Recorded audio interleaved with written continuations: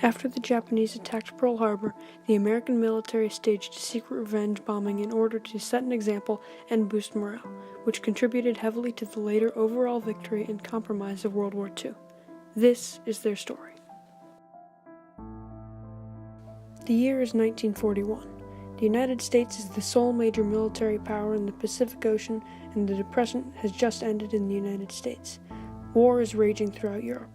Hitler and the Axis are in conflict with many governments throughout Europe and are moving through Poland, France, and the continent. In a surprise attack on December 7, 1941, the Japanese Empire upsets the American military complex at Pearl Harbor. The United States enters the war. The death toll runs in the thousands, and America is shell-shocked. President Roosevelt pronounces the day one that will live in infamy.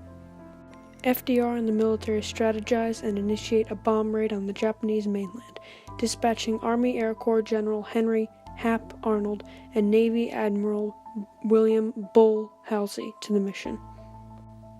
Arnold orders Lieutenant Colonel James H. Jimmy Doolittle to the raid project. Doolittle is a decorated combat pilot and holder of numerous aeronautical records. Doolittle, an Army Air Corps pilot, saw that land-based bombers such as the consolidated B-24 Liberator were no longer part of the solution, with the loss of strategic Pacific air bases to the Japanese military.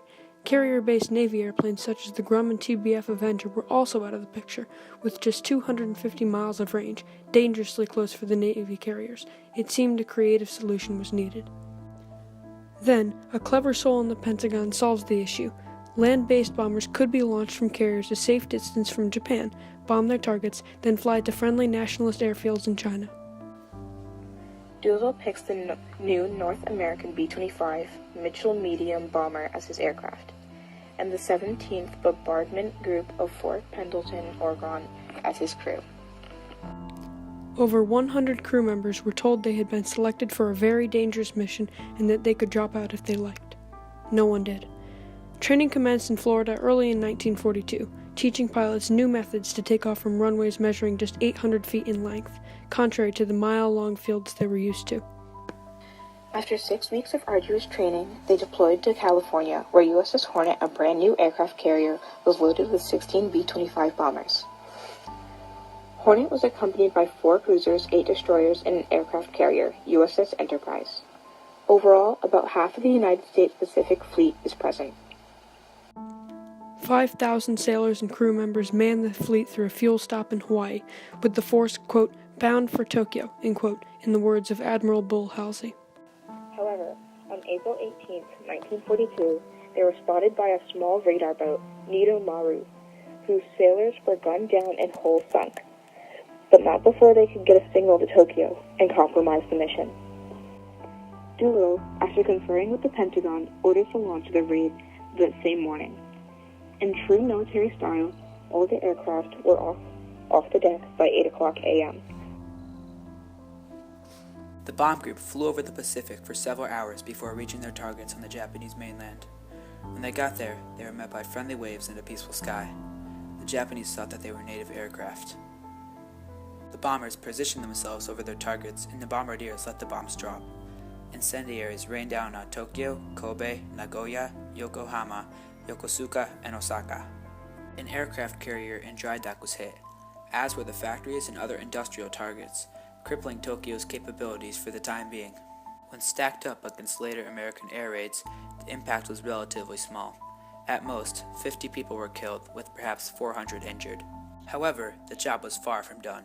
The group turned west to fly to Manchuria, hoping to land in China, which, while occupied, had friendly free forces. Unfortunately, most of the aircraft ran out of fuel. Doolittle ordered his crew to bail out, and others followed suit. Some attempted to land in fields as well. Surviving raider Dick Cole, who was Doolittle's co-pilot, said, "They don't give you a Purple Heart for self-inflicted injuries." Many crew members had never used a parachute before.